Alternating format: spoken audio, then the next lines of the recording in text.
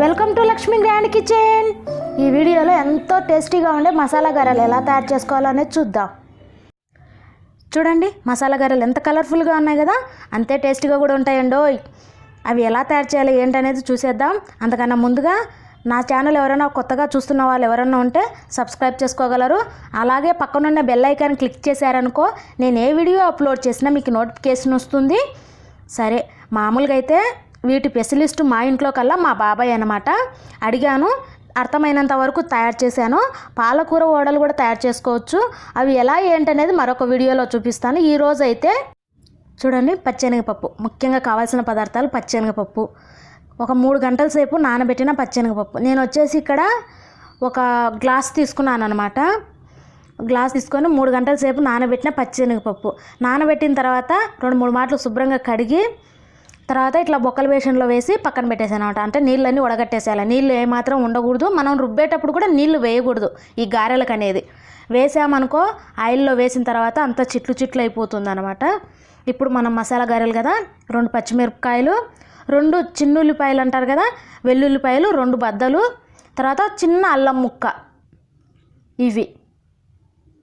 తర్వాత దీంట్లోనే ఇంకా పచ్చెనగపప్పు నానబెట్టినది ఉంది కదా, అది కూడా వేసేస్తే అంత కచ్చాపచ్చగా గ్రైండ్ అవుతుంది. ఫస్ట్ పచ్చిమిరపకాయ పేస్ట్ మెత్తగా చేసుకోవడము అలా నేను చేయను అనమాట. ఇలాగే చేస్తాను, చాలా బాగుంటాయి.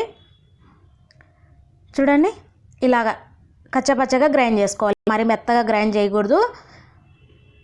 ఇలా బరగగా చేసుకుంటే సరిపోతుంది. సరే, ఇది ఒక గిన్నెలోకి తీసుకొని ఇంకా కొద్దిగా మిగిలింది కదా శనగపప్పు, అది కూడా గ్రైండ్ చేసేసుకుంటే ఇంకా మనం ఆకుకూరలన్నీ కలిపేసుకోవచ్చు. దీంట్లో పాలకూర కూడా వేసుకోవచ్చు ఇప్పుడే. చూడండి, ఇప్పుడు వడకు వస్తుందా రాదా అనేది ట్రై చేసుకోవచ్చు అనమాట. మనకి చేతికి అందుబాటుగా ఉంది. వాటర్ వేయలేదు నేను, వాటర్ వేయకుండానే అలాగే గ్రైండ్ చేశాను. అలాగే గ్రైండ్ చేసుకుంటూనే వచ్చేది. వాటర్ వేసామనుకో, నూనెలో వేయంగానే వడ అనేది ఇరిగిపోతుంది. తర్వాత అంతా చిట్లు అయిపోతుంది, వడ రాదు. వాటర్ వేసుకోకూడదు, ఇలాగే గ్రైండ్ చేసుకోవాలి. కొద్దిగా శనగపప్పు తీసేసి పక్కన, అంటే కొద్దిగా శనగపప్పు అనేది దీంట్లో వేసిన తర్వాత మళ్ళీ రాదు కదా, అందుకని కొద్దిగా తీసి పక్కన పెట్టేశాను. మధ్యలో శనగపప్పు అనేది తగులుతూ ఉంటే బాగుంటుంది కదా. ఇంకా మిగతాది కూడా గ్రైండ్ చేసుకొని వచ్చేసాను. ఇలా పలకగా బరగ్గా చేసుకొని వచ్చేసాను కదా. మనము బయట కొనే కన్నా ఇంట్లో చేసుకుంటే సూపర్గా ఉంటాయి టేస్ట్. చూడండి, తీసేసాను కదా. ఇప్పుడు ఆకుకూరలన్నీ కలిపేసుకుందాము. ఇప్పుడు తగినంత సాల్టు, సన్నగా తరిగిన 1 కప్పు దాకా ఉల్లిపాయలు, పెద్ద సైజు ఉల్లిపాయ సరిపోయింది ఒకటే, సన్నగా వీలైనంత సన్నగా తరగాలి. ఇది కరివేపాకు, ఇది కూడా సన్నగా తరిగి పక్కన పెట్టేశాను. ఇది కూడా వేసుకోవాలి. పుదీనా 1 కప్పు దాకా సన్నగా తరిగిన పుదీనా, ఇది వచ్చేసి కొత్తిమీర, ఇది కూడా 1 కప్పు దాకా వేసుకోవాలి. అన్నీ సన్నగా చాప్ చేసుకొని వేసుకోవాలన్నమాట.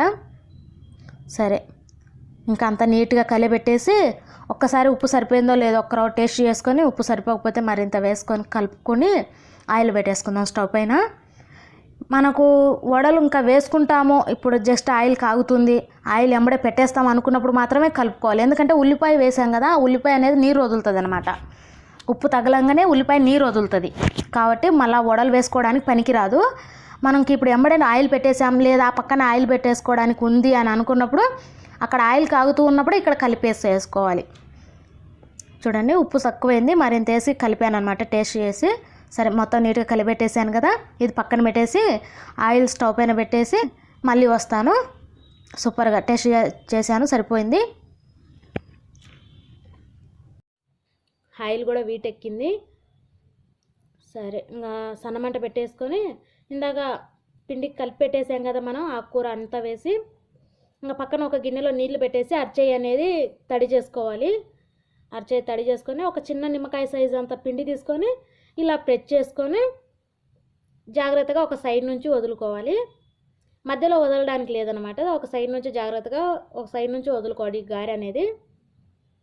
ఇది కొత్తగా పెళ్ళైన వాళ్ళైనా సరే, అంటే కొత్తగా వంట చేస్తున్న వాళ్ళైనా సరే, బ్యాచిలర్ అయినా సరే ఈ గారెలు అనేది వేసుకోవచ్చు. చాలా సింపుల్ అన్నమాట. ఆకుకూరలని తరుక్కోవడం, తర్వాత కొంతమందికి అంటే మినప్పండి గారెలు, మిగతా గారెలు అనేది వాళ్ళకు రావు, అబ్బాయి చాలా ఇది అనుకుంటుంటారు కదా. ఇదైతే ఏం లేదు, చూడండి ఇలా ప్రెస్ చేయొచ్చు. చేతికి అనేది తడి చేసుకొని నీట్గా అంటే గారె అనేది తొందరగా ఊడొస్తుంది అనమాట చేతికి కంటుకునేది. కాబట్టి ఎవరైనా కానీ చేసుకోవచ్చు అని చెప్తున్నాను అనమాట, బ్యాచిలర్స్ అయినా సరే ఎవరైనా. ఇప్పుడు మనకి కొద్దిగా విరిగినట్టు అనిపిస్తుంది కదా, సైడ్ అనేది అలా ఒత్తేసుకోవచ్చు అంతే.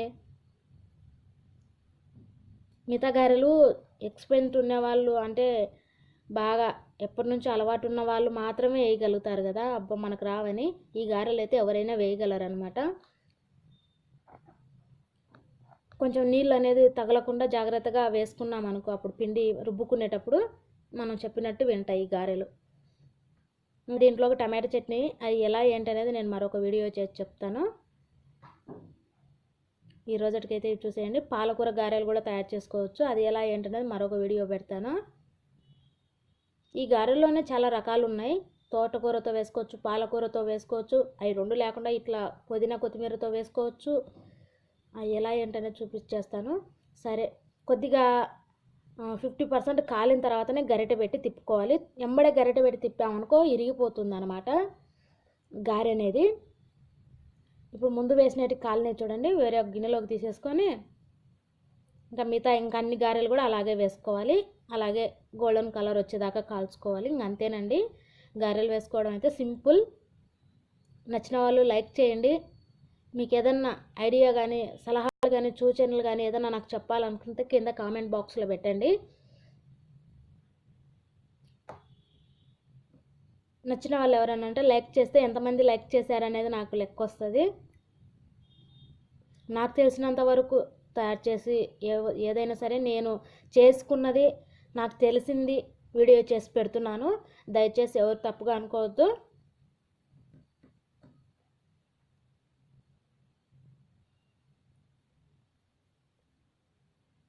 అంతే, ఇంక అన్ని గారెలు అంతే సింపుల్గా తయారు చేసుకోవచ్చు. గారెలు ఒక సైడ్ నుంచి వదులుకుంటే సరిపోతుంది.